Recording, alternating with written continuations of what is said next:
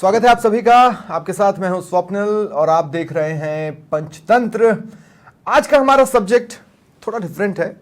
दरअसल प्रदेश में अब सरकारी नौकरी में जो भी युवा चयनित होंगे, जिनकी नियुक्ति होने वाली होगी, उन्हें ज्वाइनिंग लेटर अब मुख्यमंत्री भजनलाल शर्मा दिया करेंगे। इसके लिए महीने 2 महीने में एक बड़ा समारोह आयोजित किया जाएगा। जिस जिले में मुख्य समारोह होगा वहां मुख्यमंत्री भजनलाल शर्मा डायरेक्ट चयनित लोगों को, जिनकी भर्ती हुई है, नई भर्ती हुई है, ताजा भर्ती हुई है, उन्हें प्रशासनिक बेड़े में शामिल करेंगे। एक तरह से परिवार के मुखिया के तौर पर उनका परिवार में स्वागत किया जाएगा। मकसद ये बताया जा रहा है कि आप भी अपने आप को परिवार का हिस्सा समझें, ये कोशिश रहेगी। और इस बीच सीएस सुधांशु पंत ने ये कहा है कि सरकार आने के बाद 20,000 से ज्यादा भर्ती की जा चुकी है।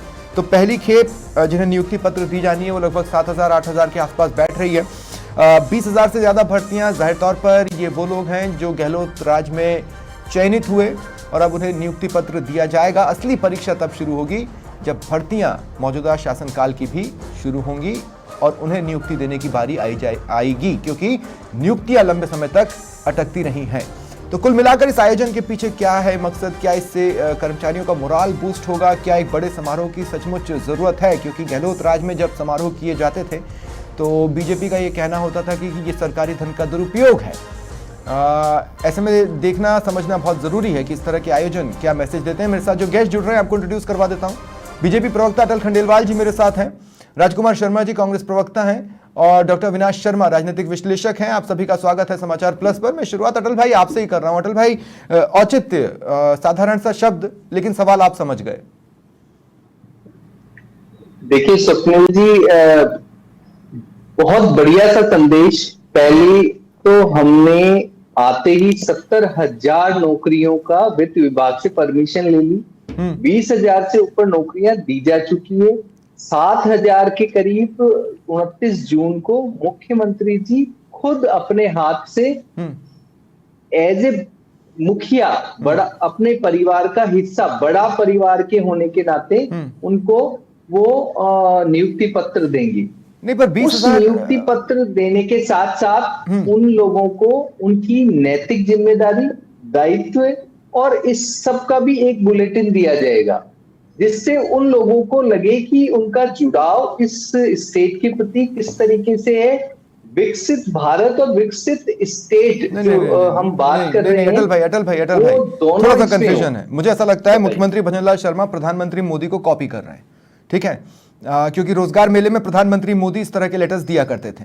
अब मैं आपसे ये कह रहा हूं, 20,000 से ज्यादा भर्तियां जो आप कह रहे हैं वो तो गहलोत राज की हैं, है ना? वो वही नियुक्ति का इंतजार कर रहे थे। और तीसरा सबसे इंपॉर्टेंट पॉइंट, जो भी कर्मचारी है क्या वो रूल बुक नहीं जानता होगा जो आप उसे अलग से समझाएंगे? नहीं, देखिए स्वप्निल जी, एक बात बताइए, आपने समाचार प्लस जब ज्वाइन किया और आप जिस दिन आए और किसी भी, आप ये समझ लीजिए किसी नए से एक बच्चे ने आपको बता दिया आपको ये करना है और ये आपकी सीट है, हाँ। ये आपका कैसा अनुभव होगा? और समाचार प्लस के एमडी हैं या चेयरमैन हैं, हाँ। वो आपकी वेलकम करते हैं और आपको अपने दायित्वों के प्रति सजग करते हैं, नैतिक कर्तव्यों के प्रति सजग करते हैं और अपना परिवार का हिस्सा बताते हैं, तो आप कैसा फील करोगे? मुझे तो अच्छा लगेगा, पर वो मुझे मीडिया लॉ एंड एथिक्स नहीं बताएंगे ना। मैं जो काम करने आया हूं वो तो मुझे नहीं बता रहे हैं, वो मुझसे मेरा केआरए बता रहे हैं। और केआरए तो चयनित व्यक्ति वैसे ही जानता है कि क्या होता है। सर नहीं, ये केआरए नहीं, वो जो है, देखो नैतिकता तो सभी की एक जैसी सी होती है। हाँ। वो कहाँ जान पाता है? अगर वो जान पाते तो इतने सारे करप्शन कैसे होते?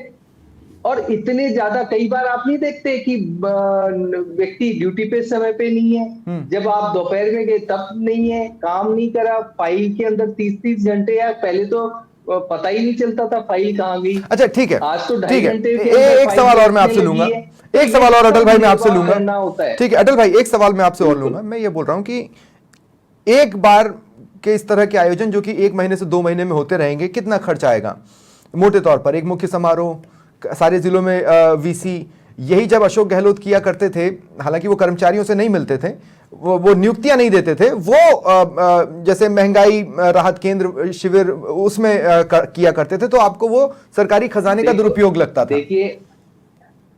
देखिए बात ये है कि अगर इसको वीसी करने में तो क्या खर्चा है स्वप्निल भाई, वो तो ऑलरेडी इक्विपमेंट्स लगे हुए हैं और ठीक है। डेटा चल ही रहा है, तो वीसी का तो कोई खर्चा नहीं है। नहीं वीसी थोड़े का बहुत खर्चा नहीं है, टेंट जो वेंट अधिकारी वहां लगाने पर पड़ते बैठेगा हैं, उसके लिए चाय पानी आएगी, है जो ना, कर्मचारी अधिकारी वहां पर है, जुटेंगे हाँ। उनके लिए तो चाय देखिए पानी ये आएगी, बहुत टेंट लगेगा, कूलर लेकिन लगेगा। अगर बिल्कुल स्वप्निल जी हाँ। देखिए, आप दे क्या रहे हैं और इसके बदले से अगर अच्छे से काम मिल जाता है अपने कर्मचारी भाई बंधुओं से, और वो हमको अपने परिवार का हिस्सा समझ लें और उस तरीके से काम करेंगे, तो ये तो बहुत छोटा खर्चा है, इस पे नहीं जाना चाहिए। ठीक है। ये बहुत थोड़ा खर्चा है, एक बार का ना दादा, एक बार का, इस तरह की गारंटी ये एक बार का थोड़ा खर्चा है, जिसमें कि लाइनें लग जाए, ठीक है, वो गड़बड़ है। ठीक है। राजकुमार शर्मा जी, अब मैं आपके पास आ रहा हूं।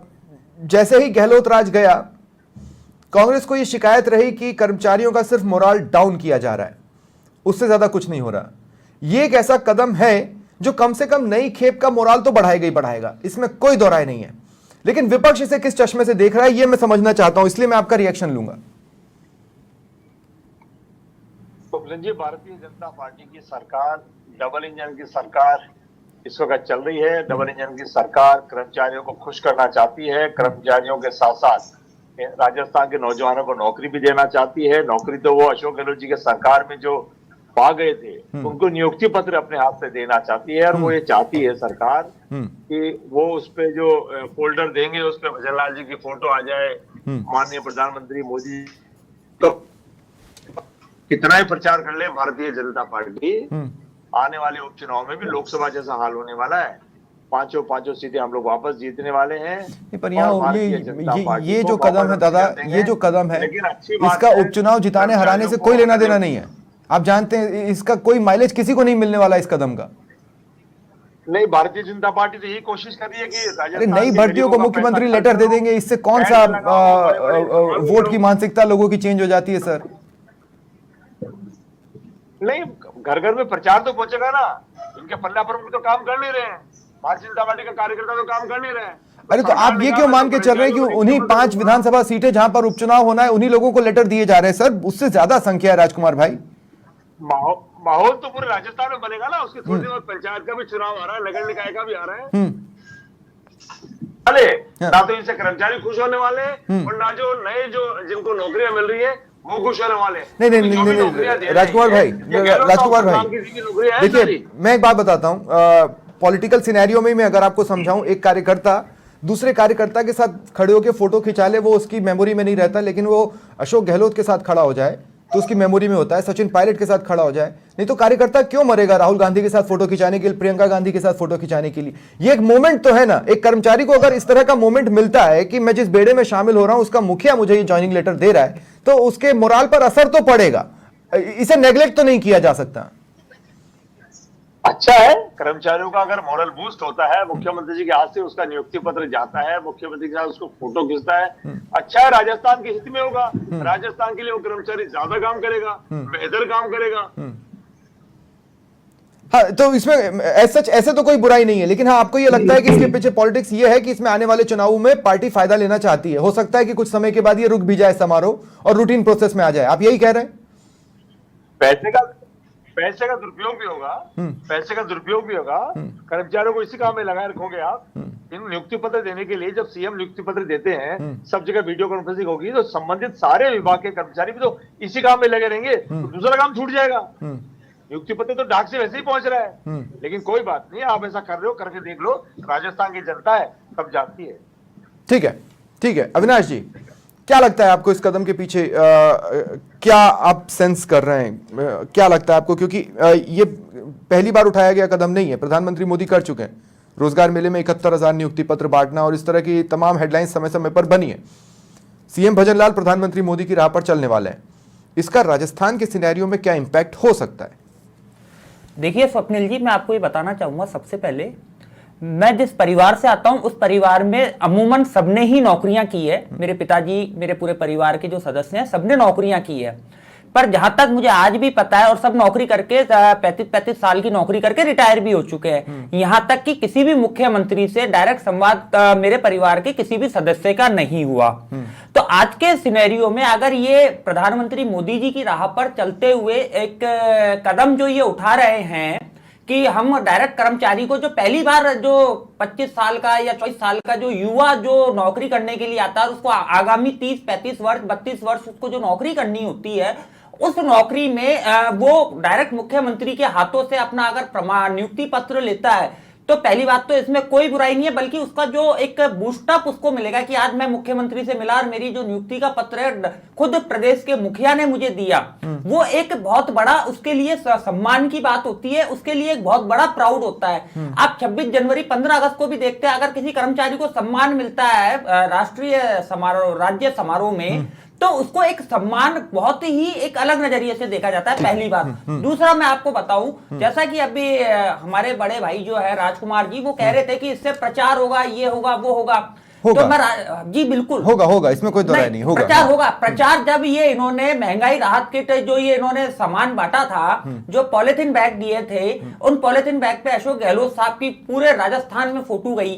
इन्होंने जो पट्टे वितरित करने का कार्यक्रम किया था नगर निकायों में, नगर निगम में और विकास प्राधिकरणों में, उनमें हर पट्टे के ऊपर अशोक गहलोत और शांति धारीवाल जी की फोटो लगी। एक डिफरेंस है, नहीं हुआ, एक डिफरेंस है, डिफरेंस मैं बताता हूं। हाँ नहीं, लेकिन एक डिफरेंस है, मैं डिफरेंस ये बताता हूं कि उस समय अधिकारी कर्मचारी एक समारोह में नहीं लगे रहे, वो एक काम में लगे रहे, है ना। जैसे पट्टा वितरण हुआ तो पट्टा वितरण के काम में लगे रहे। यहां पे नियुक्ति पत्र का वितरण होगा, वो काम में नहीं लगे, वो आएंगे, चाय बिस्किट खाएंगे, ये देखेंगे और चले जाएंगे। नहीं, इसमें मैं आपको बिल्कुल आपको ये बता दूं कि ये एक उस कर्मचारी के लिए, जो नया युवा जो नई नौकरी करने के लिए आता है, उस नौकरी करने के लिए जब उसको खुद मुख्यमंत्री, प्रदेश के मुखिया, मैंने बताया ना आपको कि आज मेरे खुद के परिवार में सब नौकरी पेशा लोग रहे, शायद उन्होंने पूरी जिंदगी में शायद मुख्यमंत्री को पास से जाके नजदीक से भी नहीं देखा होगा, मैं खुद कह रहा हूं, उन्होंने नजदीक से भी नहीं देखा। आज के युवा अगर डायरेक्ट मुख्यमंत्री साहब से अगर वो लेते हैं, तो ये एक गलत कदम नहीं है, एक बहुत ही सराहनीय कदम है और ये काम होना चाहिए। अब इसमें खर्चा कितना आता है, तो जीवन भर वो उसका फोटो अपने पास रखेगा, मुख्यमंत्री जी से नियुक्ति पत्र लेते हुए का बधाई पत्र तो रखेगा ही रखेगा, हो सकता है लेमिनेट करवा के, बिल्कुल लेमिनेट करा के रखेगा। और वो जीवन भर एक ईमानदारी के साथ अपने आप को इस सरकार चाहे कांग्रेस की आए चाहे भारतीय जनता पार्टी की रहे, हर 5 साल में सरकारों का आना जाना चलता रहता है, लेकिन कर्मचारी वही रहता है। 35 साल में उसने पता नहीं कितनी सरकारें आती और कितनी सरकारें जाती देखी होगी, लेकिन वो जानता है कि मैं इसी सरकार का पार्ट हूं और मुझे इसी सरकार के साथ ईमानदारी से काम करते हुए आगे बढ़ना है। ठीक है। अब एक और महत्वपूर्ण सवाल, क्योंकि कई बार क्या होता है ना, मेले आते हैं, अभी सर्कस आया हुआ है जयपुर में, कुछ दिन चलेगा चला जाएगा। अटल खंडेलवाल जी, मैं अपनी लाइफ का एक इंस्टेंस आपके साथ शेयर करता हूं। तब मध्य प्रदेश में मुख्यमंत्री हुआ करते थे दिग्विजय सिंह, और एक राज्य स्तरीय समारोह में उभरते हुए खिलाड़ी के तौर पर मुझे पुरस्कार दिया गया। बकायदा मेरे पास वो दिग्विजय सिंह का फोटो है, वो आज भी घर में पड़ा है ड्राइंग रूम में, ठीक है।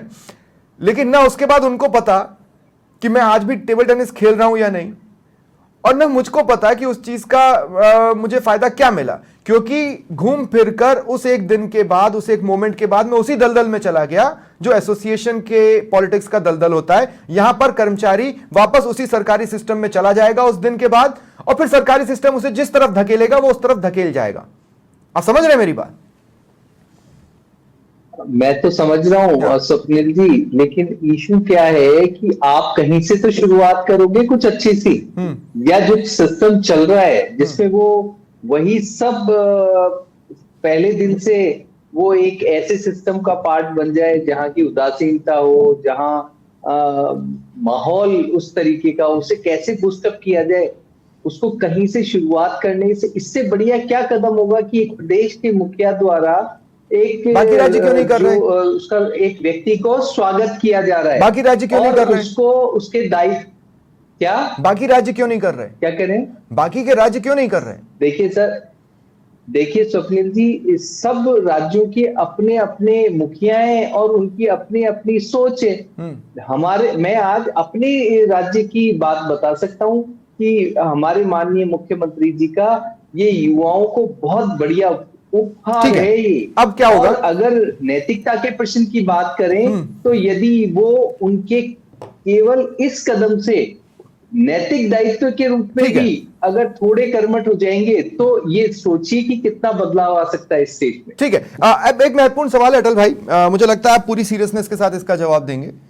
इस तरह की हेडलाइंस और इस तरह की न्यूज़ के पीछे कुछ अहम मुद्दे छूट जाते हैं, जैसे कि नई भर्तियां कब आएंगी, उनकी परीक्षा लीक प्रूफ कैसे होगी, फिर उनकी नियुक्तियों की बारियां आएंगी तो वो कब आएंगी, और दूसरी बात कि वो कोर्ट के झमेले में न फंसें। इन सवालों से कुछ वक्त की मुक्ति मिल जाती है इस तरह की खबरों के बाद, लेकिन असल सवाल यही है। देखिए स्वप्निल जी, आपने अभी कुछ समय पहले आपने पढ़ा होगा न्यूज़पेपर में कि 70, आप अगर सिस्टमेटिकली कोई भी काम कर रहे होंगे ना, तो न न्यायालय आएगा, न लोग आएंगे, न किसी तरीके के झमेले होंगे। आप जब ये होता है ना कि आपने घोषणा कर दी और उसके बाद आप प्लानिंग कर रहे हो और वित्त विभाग कह रहा है मेरे पास तो वित्त नहीं है, माने आप समझ रहे हैं मेरी बात? नहीं, मैं तो ये समझ रहा हूँ, लेकिन मैं तो ये भी समझ रहा हूँ कि संविदा वाले को भी तो नियुक्ति पत्र आप दोगे, कौन सा परमानेंट वालों को नियुक्ति पत्र देने वाले हो? अब देखिए, आप हमारी वाली सरकार ने क्या किया, 70,000 लोगों के लिए वित्त विभाग को लिखा और उनसे वित्त की परमिशन ले ली कि हाँ साहब आप 70,000 लोगों को नियुक्त कर सकते हो। इन ये 12 विभाग हैं, इन विभागों में, इस विभाग में इतने, इस विभाग में ये सारा वर्गीकरण। टाइम फ्रेम क्या है? सुनिए, है ना स्वप्निल? नहीं, टाइम फ्रेम क्या है? एग्जाम कब होगी? नियुक्ति कब तक दे देंगे? एक साल के अंदर अंदर 70,000 से ऊपर नियुक्तियां होंगी। 70,000 की तो वित्त विभाग से परमिशन ले ली। वित्त विभाग 1 साल का बजट बनाता है और उसमें ही परमिशन देता है, तो 1 साल का टाइम फ्रेम में ये ले लिया गया है स्वप्निल जी, तो इसी साल लगेगी। और 20,000 से ज्यादा अभी नहीं, एक्चुअली मेरा सवाल दूसरा था अटल भाई। देखिए, जैसे क्या हुआ ना कि जब आपकी सत्ता आई तो शिक्षा मंत्री के 1-2 बयानों ने स्कूलों में टीचर्स की कमी या स्कूल भवन के जर्जर होने के सवालों को पीछे छोड़ दिया और दूसरे सवालों को आगे ला दिया। मैं वही कह रहा हूं कि इस तरह की घटनाएं असली सवालों को थोड़ा सा पीछे छोड़ देती हैं और मुख्य सवाल पिछड़ जाते हैं, तो वो नहीं ढकेंगे, इसकी क्या गारंटी है? मैं यही बताने की कोशिश कर रहा हूं स्वप्निल जी, आप इस बात को बहुत ढंग से समझिए कि जब प्लानिंग बढ़िया होती है, सिस्टमेटिक होती है, तो कोई भी सवाल अधूरा नहीं रहता है। ठीक है, हमारी प्लानिंग बढ़िया है, भारतीय जनता पार्टी की प्लानिंग बढ़िया है, इंफ्रास्ट्रक्चर को लेकर के भी बढ़िया है, रिक्रूटमेंट्स को लेकर के भी बढ़िया है, और सोशल अफेयर्स को लेकर के भी बढ़िया है, और उसका सिस्टमेटिकली इम्प्लीमेंटेशन करवाना इंपॉर्टेंट होता है। यो नहीं कि रात को सोए और सुबह घोषणा कर दी, ठीक है, और फिर सोचने लगे। राजकुमार जी, कैसे होगा? देखिए, मैं आपसे इस बात को समझना चाहता हूं, एक परिवार का हिस्सा क्या होता है वो कांग्रेस समझती है, और मैं इसको तंज के तौर पे नहीं कह रहा हूं, मैं नॉर्मली कह रहा हूं। अब मैं ये कह रहा हूं कि अगर किसी कर्मचारी की एफिशिएंसी को बढ़ाना है तो आपको उसको मोरल बूस्टअप भी देना होगा। अगर कोई काम 3 घंटे में होता है, मोरल बूस्टअप पे वो उसको 1.5 से 2 घंटे में भी कर सकता है। क्या ये मोरल बूस्टअप होगा? क्योंकि ब्यूरोक्रेसी इस वक्त कैसी है उसको लेकर आपका अपना एक विचार है, प्रशासनिक अधिकारी कैसे काम कर रहे हैं उसको लेकर आपका अपना एक विचार है, हालांकि सबूत अभी तक आप किसी के भी सामने नहीं रख पाए। स्वप्निल जी, कर्मचारी मुख्यमंत्री उत्साह का वर्जन होता है, उसको ताकत मिलती है कि वो राज्य के सूबे के मुखिया से आज मिल रहा है। सर्टिफिकेट अगर उसको सूबे के मुखिया अपने हाथ से देंगे तो भी उसमें ऊर्जा का संचार होगा, इसमें कोई संशय नहीं है। हम ये कहते हैं इसकी आड़ में आप नई नियुक्तियां भी भर्ती करते रहना, कहीं ऐसा नहीं हो खाली आप जो नियुक्ति पत्र गहलोत सरकार में जो बनी थी उनके नियुक्ति पत्र बांट करके आप केवल घोषणाएं 70,000 एक वर्ष में देंगे, इतने में देंगे, लिपापोती मत करिएगा। हम तो आपके चैनल पे भारतीय जनता पार्टी से सरकार से कहना चाहते हैं कि हमारा राजस्थान का हर व्यक्ति मजबूत होना चाहिए, राजस्थान का कर्मचारी मजबूत होना चाहिए, चाहे वो पुराना कर्मचारी हो चाहे वो नई नियुक्ति पाने वाला कर्मचारी। नई नियुक्ति पाने वाले कर्मचारी को हमारी तरफ से, मेरी तरफ से, कांग्रेस पार्टी की ओर से हार्दिक शुभकामनाएं कि वो नियुक्ति पत्र प्राप्त करे और पूरी मजबूती के साथ अपने कर्तव्य का निर्वहन करे और राजस्थान को और अपने परिवार को मजबूत करे। लेकिन सरकार से ये निवेदन है कि मेहरबानी करके गहलोत साहब की सरकार की जो नियुक्तियां थी उनको तो आप नियुक्ति पत्र देके बांट रहे हैं, अच्छी बात है, लेकिन नई नियुक्तियां भी जारी करना।